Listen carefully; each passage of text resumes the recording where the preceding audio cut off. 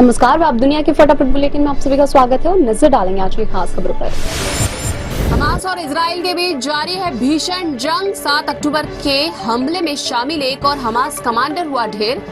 मुस्लिमों देशों के सख्त रुख के बाद इजराइल ने जॉर्डन और बहरीन से वापस बुलाए राजदूत। अपने देश में कमजोर पड़े इजराइल के प्रधानमंत्री बेंजामिन नेतन्याहू। 80% इजरायली मानते हैं कि इस हमले की जिम्मेदारी नेतन्याहू को लेनी चाहिए। अमेरिकी नौसेना के एक युद्धपोत ने इजराइल की ओर जा रही 3 मिसाइलों को मार गिराया। पेंटागन के प्रेस सचिव ब्रिगेडियर जनरल पैट राइडर ने कहा कि उत्तरी लाल सागर में अमेरिकी नौसेना के युद्धपोत USS कार्नी ने यमन में हुती बलों द्वारा दागी गई 3 मिसाइलें और कई ड्रोन नष्ट कर दिए। अमेरिका से इजराइल पहुंचे 1000 टन हथियार। 45वां कार्गो इजराइल पहुंचा। अमेरिका लगातार कर रहा है इजराइल की मदद। भारत ने दिया रूस को झटका। क्रूड ऑयल सप्लाई करने वाली रूस की कंपनी को चीनी मुद्रा युआन में भुगतान पर लगाई रोक। पिछले दिनों इंडियन ऑयल कॉर्पोरेशन ने रूसी कंपनी को युआन में किया था भुगतान। आप सांसद संजय सिंह दिल्ली हाई कोर्ट से झटका मिला। दिल्ली आबकारी नीति मामले में ईडी की गिरफ्तारी और रिमांड को चुनौती देने वाली याचिका खारिज की। कोर्ट गुरुवार को ही याचिका पर फैसला रख लिया था सुरक्षित। पार्टनर से अलग हुई इटली की प्रधानमंत्री मेलोनी। पार्टनर एंड्रिया गियाम्ब्रो के सेक्सिस्ट कमेंट से नाराज थी मेलोनी। पेशे से पत्रकार गियाम्ब्रो ने टीवी शो में कमेंट किए थे। सपा और कांग्रेस की लड़ाई। मध्य प्रदेश से उत्तर प्रदेश पहुंचे अजय राय की आजमगढ़ पर टिप्पणी को लेकर नाराज हुए सपा मुखिया अखिलेश यादव। कहा कांग्रेस को सतर्क रहना चाहिए क्योंकि उनका राय बरेली और अमेठी से वैसा ही रिश्ता है जैसा हमारा आजमगढ़ से।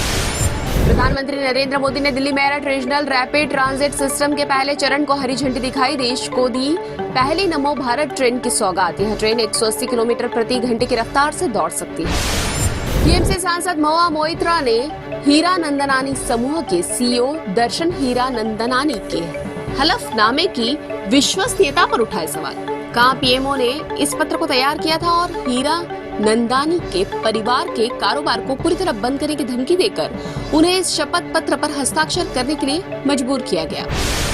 सुप्रीम कोर्ट ने राहुल गांधी की लोकसभा सदस्यता बहाली को चुनौती देने वाली जनहित याचिका खारिज की। याचिकाकर्ता पर लगाया 1 लाख रुपए का जुर्माना। निठारी हत्याकांड के आरोपी मोनिंदर सिंह पंढेर को ग्रेटर नोएडा की लुक्सर जेल से रिहा कर दिया गया। इस मामले में पंढेर को 3 दिन पहले हाई कोर्ट ने बरी किया था। मिशन तेलंगाना में राहुल गांधी ने केसीआर और भाजपा पर साधा निशाना। कहा दोनों एक दूसरे से मिले। राज्य में कांग्रेस की सरकार बनने का किया दावा।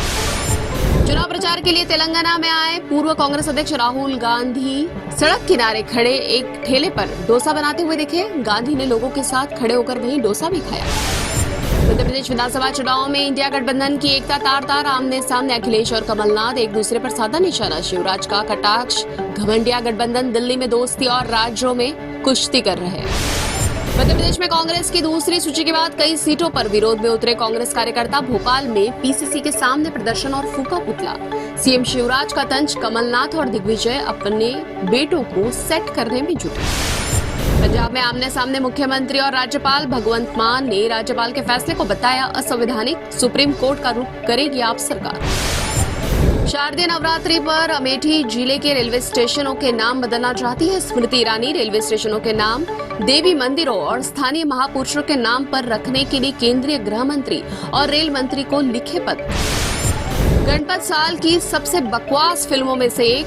बेवकूफाना कहानी पर बनी फिल्म में कुछ भी देखने लायक नहीं। वेब दुनिया ने दिया आधा स्टार और पोस्टर से भी दूर रहने की सलाह।